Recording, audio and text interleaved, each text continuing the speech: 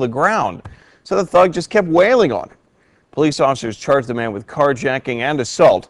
The victim is bruised, but will be okay. Okay, let's admit it, it's a rite of passage for parents of teenagers.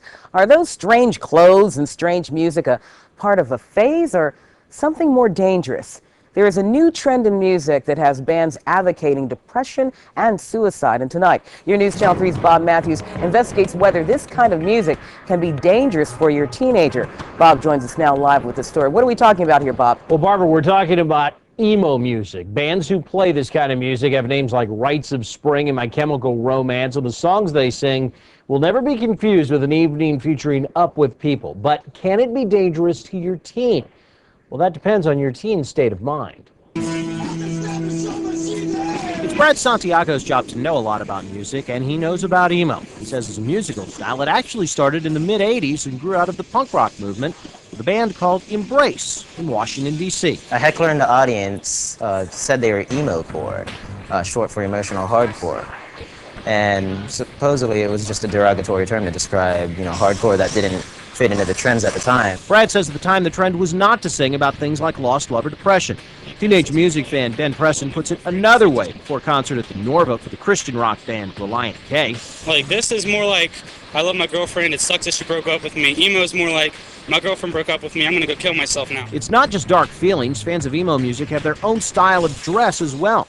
This website shows fans how to dress like they mean it. Guys wearing girls' pants, eyeliner, band t-shirts, girls wearing skirts, long stockings, lots of black and white stripes. So if you start hearing this kind of music coming from your teen's room, do you need to worry about the dark moods that emo encourages?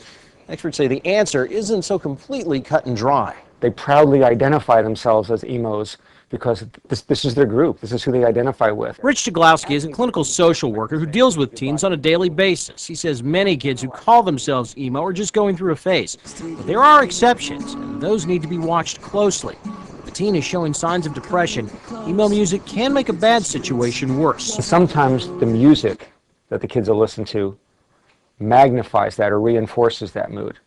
And you don't want to generalize it and say this music is harmful to everybody.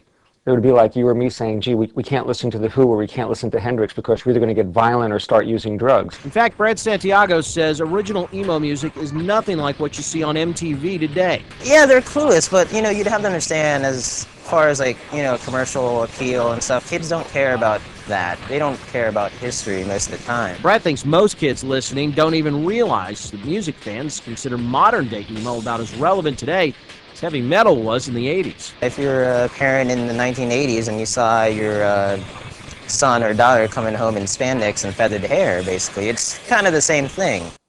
And who can forget the hair bands of the 80s? Okay, parents, how can you tell the difference between a phase and real trouble? Well, Rich says, listen to the music that your kids are listening to, and then after that, ask them if they think about doing some of those things those troubling lyrics can talk about. Also, talk to other parents and talk to your kids' teachers. Ask them how your child acts around them when you're not there. If they seem happy, probably not a problem. If they seem depressed, though,